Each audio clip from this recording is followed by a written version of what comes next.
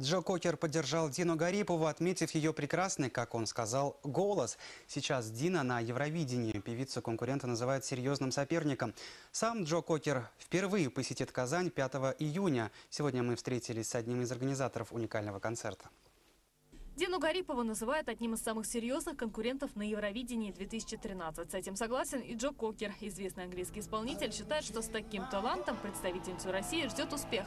Творчество татарстанской певицы, известный мастер блюза и рока, уже успел послушать. Исполнитель серьезно готовится к поездке в Казань. У нас он окажется впервые. Он сказал, что у Дины прекрасный голос, ее ждет большое будущее. Он ей пожелал, конечно же, успеха на Евровидении, но в то же время, будучи человеком уже зрелым, сказал, что жизнь – это все-таки не соревнование, не чемпионат, и в ней важно не какое место ты занял, а как далеко ты зашел.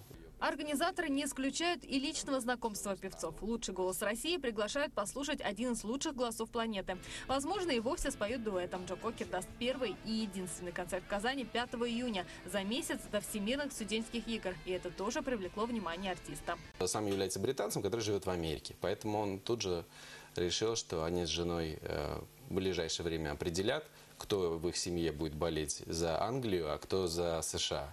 Увидеть универсиаду Джо Кокер сможет лишь по телевизору. В июле певец будет на гастролях. В Казани артист проведет всего один день, но, возможно, еще вернется. Один всемирно известный британец уже захотел повторить концерт в столице Татарстана. Сразу после Всемирных студенческих игр казанскую публику ждет Стинг. Эльвира Батулина, Вести, Татарстан.